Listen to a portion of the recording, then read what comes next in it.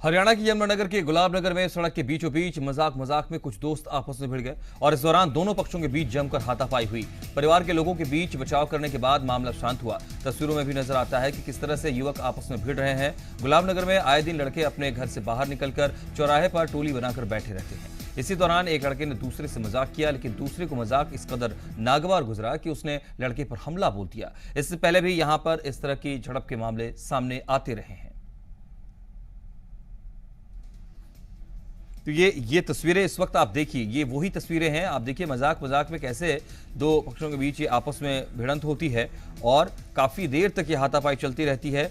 और गुलाबनगर का ये वाकया है जहां पहले भी इस तरह की कई बार घटनाएं सामने आ चुकी हैं और आए दिन लड़के अपने घर के बाहर निकलते हैं और चौराहे पर टोली बनाकर बैठे रहते हैं। और इसी दौरान एक लड़के ने दूसरे से मजाक किया तो ये मजाक जो है नागवार गुजर गया और उसके बाद दोनों गुट आपस में भिड़ गए और एक दूसरे पर हमला करने लगे। इससे पहले भी कई तरह की झड़प की खबरें यहां से आ चुकी हैं और उसी की ये तस्वीरें, उसकी वानगी आप देखिए। परिवार के लोगों को जब जानकारी मिलती है तो वो भी यहाँ पहुंचते हैं अपने अपने घर के लड़कों को हटाने के लिए, शांत करने के लिए, लेकिन वो मानने को राजी नहीं है। लेकिन यहाँ एक दूसरे के साथ बिल्कुल हाथापाई करते नजर आते हैं युवक और धीरे धीरे करके परिजन जो है यहाँ पर उनके घर के जो हैं वो उनको हटाते हैं, यहाँ से छुड़ाते हैं और फिर अपने अपने घरों की तरफ ले जाते हैं। लेकिन वो लड़के जो है मानने को राजी नहीं है, उसके बाद भी वो बार बार लड़ाई झगड़ा करने को उतारू नजर आते हैं। ये इसी की वानगी है। आप देखिए बार बार परिजन जो है वो इनको हटा रहे हैं, किनारे ले जाते हैं, झगड़ा खत्म करने की बात कहते हैं, समझाने की कोशिश करते हैं, लेकिन ये मानने को राजी नहीं है और एक दूसरे पर बिल्कुल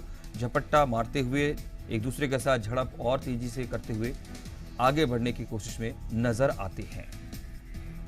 यमुनानगर के गुलाबनगर का ये पूरा वाकया है जो आप इस वक्त देख पा रहे हैं। सड़क के बीचों बीच ही हंसी मजाक का दौर चल रहा था, लेकिन अचानक आपस में भिड़ गए और ये शिकायत आसपास के लोगों की है।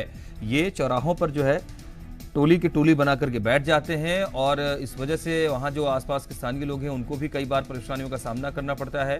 जो खास करके जो महिलाएं वहाँ से गुजरती हैं उन्हें भी कई बार दिक्कतों का सामना करना पड़ता है। लेकिन ये सभी जो लड़के हैं वो उनके यही वानगी यहाँ पर देखने को मिलती है। और हमारे साथ इस खबर पर और अपडेट के लिए हमारे एसोसिएट एडिटर जगदीप संधू हमारे साथ जुड़ रहे हैं और अपडेट देंगे।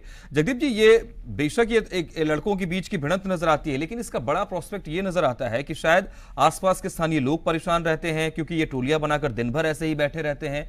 पुलिस का एक्शन क्या नहीं है यहाँ पर?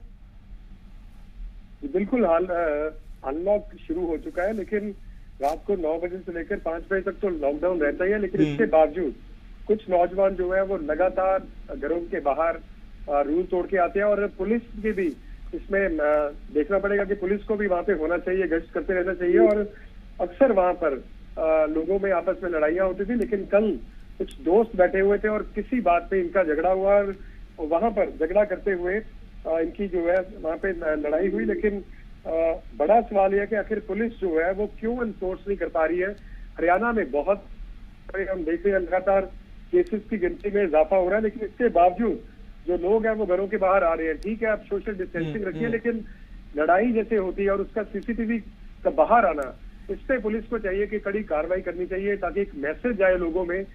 अनलॉक में लोगों को बाहर आने की इजाजत है तो उसमें रूल फॉलो करने पड़ेंगे। फिलहाल पुलिस ने जो वीडियो है उसको देखकर लोगों को आइडेंटिफाई कर लिया है और इनके खिलाफ अब कड़ी कार्रवाई की बात की जा रही है। बहुत बहुत शुक्रिया आपका जगदीप जी अपडेट्स के लिए।